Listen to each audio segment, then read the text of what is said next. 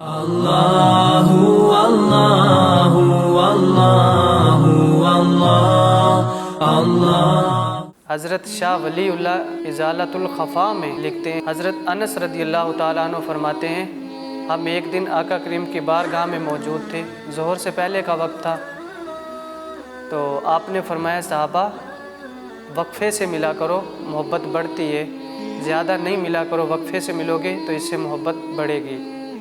ابو بکر صدیق بھی تشریف فرما تھے۔ بعد میں ظہر کی نماز کا وقت ہوا، حضرت ابو بکر صدیق نے ظہر کی نماز پڑھی اور چلے گئے۔ آقا کریم بیٹھے ظہر کی نماز کے بعد، تو آپ نے حضرت انس سے پوچھا، انس ابو بکر نہیں آئے؟ فرمایا آئے تھے، نماز پڑھ کے چلے گئے۔ پھر عصر کا وقت ہوا، حضرت ابو بکر صدیق نے نماز پڑھی عصر کی اور گھر چلے گئے۔ عصر کے بعد میرے آقا کریم پھر تشریف فرما ہوئے، اور حضرت انس فرماتے ہم بھی آقا کریم کی بارگاہ میں موجود تھے۔ آقا کریم نے پھر پوچھا، انس بتاؤ ابو بکر نہیں آئے کیا؟ میں نے عرض کی یا رسول اللہ آئے تھے، عصر کی نماز پڑھ کے چلے گئے۔ پھر مغرب کا ٹائم ہوا، مغرب کے ٹائم بھی حضرت ابو بکر تشریف فرما ہوئے۔ حضرت ابو بکر نے مغرب کی نماز پڑھی اور چلے گئے۔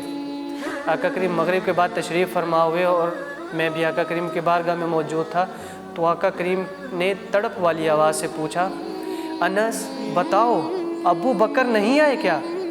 میں نے عرض کی یا رسول اللہ آئے تھے، مغرب کی نماز پڑھ کے بھی چلے گئے۔ حضرت انس فرماتے جب مجھے آقا کریم کے اندر ایک تڑپ سی دکھائی دی تو میں بھاگا حضرت ابو بکر کے دروازے پر، اور میں نے حضرت ابو بکر سے عرض کی، ابو بکر کیا ہو گیا تجھے؟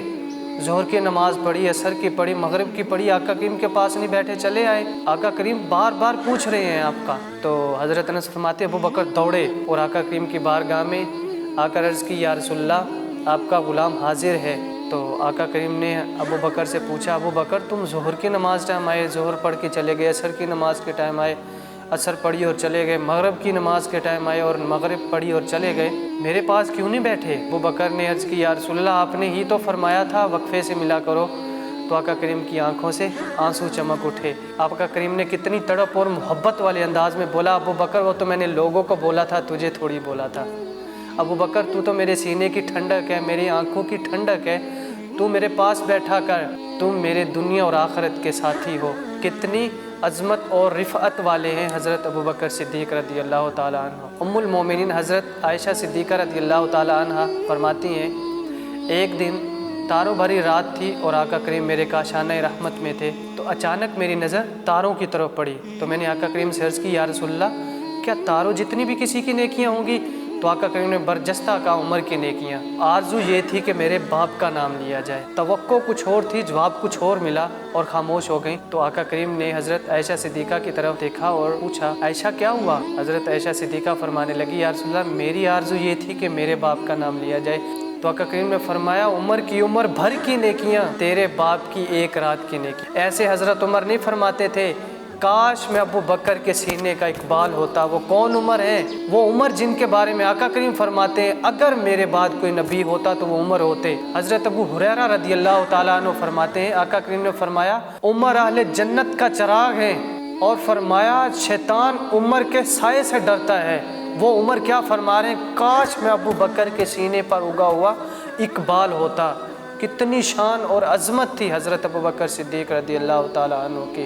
ان کے بارے میں نازیبا لفظ بولنا، ان کے بارے میں بیہودہ گفتگو کرنا، تو یہ ہمیں حق نہیں پہنچتا کہ ان کے بارے میں ایسی گفتگو کی جائے جس سے میرا اللہ اور اس کا رسول ناراض ہوں۔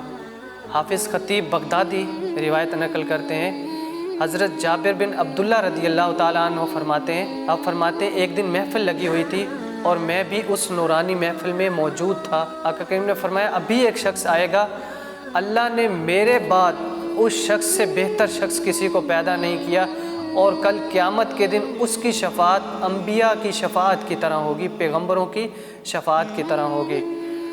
تو فرماتے ہیں ابھی تھوڑی ہی دیر گزری تھی کہ ابو بکر تشریف لائے۔